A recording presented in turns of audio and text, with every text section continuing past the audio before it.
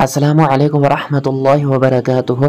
मोहतरम नाज़रीन व सामिन, आज हम आपको उस मरीज़ के बारे में इलाज बतला देंगे जिसके आंखों में दर्द रहता है, जिसकी आंखों में सुर्खी जैसी आ गई हो, या आंखें लाल हो रही हो, जलन हो रही हो आंखों में, या वो सो नहीं पा रहा है जिसकी वजह से आंखों में तकलीफ़ है, या कोई खुद की तकलीफ़ परेशानी बढ़ गई है कि अब देखना भी कम हो रहा है, उसे रोशनाई भी कम हो रही है, साफ दिखता भी नहीं है, या ऐसे आंखों की वजह से आंखों में दर्द रहता है जिसकी वजह से फिर सर में भी दर्द रहता है।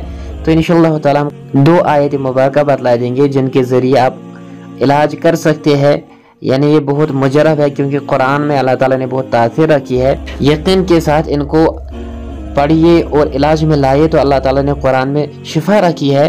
ये जो आप पहली आयत मुबारक देखिए, इस आयत मुबारक को 11 मरतबा पढ़कर पानी पर दम कर लेना है और इसी आयत मुबारक को सफ़ेद कागज़ पर ज़ाफ़रान से लिखकर उसी पानी में गोल करके डालना है, उसी पानी में डालकर रख देना है। और ये जो आप दूसरी आयत मुबारक देखते हैं, इसको भी 11 मरतबा पढ़कर आंखों पे रोज़ दम कर लेना है। ये जो दोनों आयत मुबारक आपने देखी, दोनों आयत मुबारक को 11 मरतबा पढ़कर आंखों पे दम कर लेना है और पानी पर दम कर लेना है। और इन 2 आयत मुबारक को लिखकर सफ़ेद कागज़ पर ज़ाफ़रान से लिखना है और उस पानी में डाल देना है और उस पानी को मरीज़ को पीना है जिसको आंखों में जलन है, चाहे सुर्खी है, चाहे रोशनाई कम हो रही है, कोई भी तकलीफ है, इनको तावीज़ बना के पानी में डाल लेना है और उस पानी को पीना है। और उस पानी को रोज़ आंखों पर भी लगाना है, सुबह शाम पीना भी सुबह शाम है।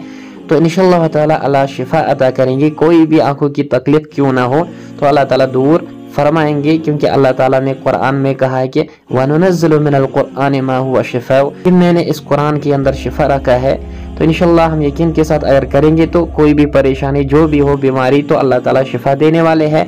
अल्लाह ताला हमें हर शर से महफूज फरमाए। आमीन।